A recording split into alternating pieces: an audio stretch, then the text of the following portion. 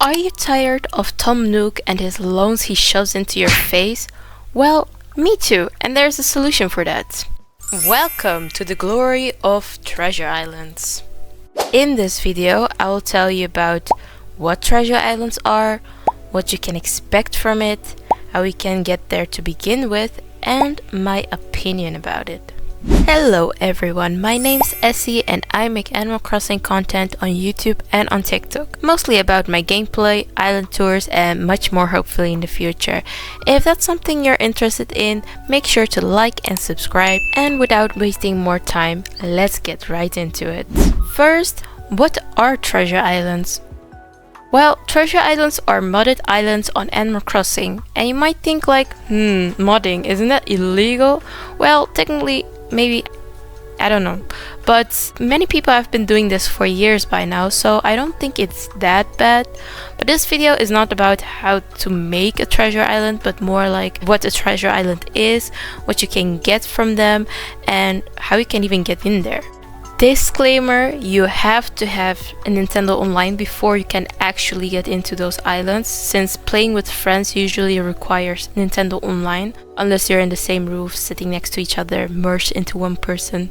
Nah, just kidding. So you do need Nintendo Online in order to get into those islands, otherwise it won't work. The second point is, what can you do there and what can you expect? Well, anything. You can get anything your heart desires. Also, a lot of people told me that they feel bad taking all the stuff from those islands, but don't worry about that. It's a modded island and they didn't put any effort to get those items. It even refills by itself when nobody is on the island, so don't worry about that. But the things you can get from those treasure islands is maximum amount of bells, all the furnitures, every type of clothes, bags, umbrellas, shoes, and even socks, all crafting materials and DIY recipes, trees, bushes, flowers, even the flowers you usually only get when you have 5 stars, bugs and fishies and art, fossils, all those things you can donate to the museum. And the best part of all is, you can even get your favorite villagers, so no more stressful villager hunts anymore. So this all sounds like a dream, right? So how can we make this dream come true? Well, that's when we get to the next point, which is number 3. How can you get to those islands? First, you need to have a Nintendo Online before you can actually join the island, and I talked about this before. So if you have a Nintendo Online membership, then it's actually super easy to join the treasure island, but also super annoying, and I'll soon explain you why. So once you go on your PC or laptop or whatever device you want to use, doesn't really matter, just search on Google Animal Crossing treasure islands. Maybe you can even add live stream, but treasure island just works fine. Eventually you will see a lot of websites showing up like YouTube or Twitch, where people are hosting their live streams, which you can join. And once you press on one of those, you can immediately see so many screens with dodo codes on them. And to make it even easier for you, they usually explain what the island is about and what you can find there. So I want to have the maximum amount of bells, and usually any island give you those options. But make sure that the Nook's Cranny is still open, because you need to be able to go there if you want to have the maximum amount of bells. And make sure that it's not on a Sunday. Once you got into the island, there are several things you need to be aware of, because here comes the annoying part.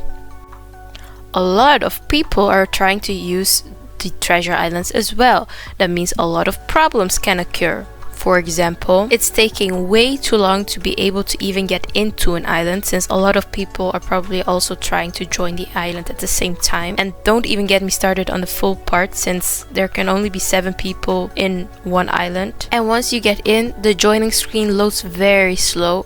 I mean, the idea is cute, seeing other people join their island and what their name is, what their island name is, but it's so unnecessary to see that all the time in such a long format. So yeah, be aware of that as well. People, or even you, might not have a strong Wi-Fi connection, which makes the island just crash. And yeah, that's not fun. I'll tell you that. People can leave quietly. This means they leave without using the airport properly and they are just closing their game or putting their console on sleep mode or whatever. But it's not nice for sure. And when this happens, the game will start back with everyone coming out of the airport, and everything that has been done before has been resetted, like the previous game progress has been resetted, and the game continues where it has been saved for the last time. So that's whenever someone has joined or left, probably through the airport. It's less stressful when someone leaves quietly than when the island crashes, because you're still on the island, but it's definitely annoying. So, or whenever someone keeps their window open while you try to join or leave the island, that means people are looking in their pockets or have a conversation with an NPC character, etc. So these are the things that might occur when you are on the island, which is possibly annoying. So a lot of inconvenient things might happen while doing this, but in the end it's all worth it. Especially if you just want to get the maximum amount of bells. It's better to stress out for 30 minutes to get the maximum amount of bells rather than stress for days just to get some fish and sea creatures to sell them to Nook's Cranny and just get 2 bells out of it. So the benefits are there. And that's how I got my bells, by selling the turnips from the island to the Temtummies. But then we come to the final point of this video, and that's point 4, my opinion. Maybe you think I don't care about your opinion. Well, that's okay, but ouch. But since I'm a Treasure Island user since, I don't know, 2021, I feel like I've gained a lot of experience to tell you guys my opinion about it. It's really important to know what your goals and purposes are while playing Animal Crossing. You might be someone who likes to collect fishies, sell bugs, and have a relaxing time while playing it, while others just play it for decorating purposes. And if you play it just to be able to relax and enjoy the game as it is, then it might not be your cup of tea, since Treasure Islands can be pretty overwhelming and stressful. But if you're someone who likes to decorate, then sure, you probably will end up in paradise.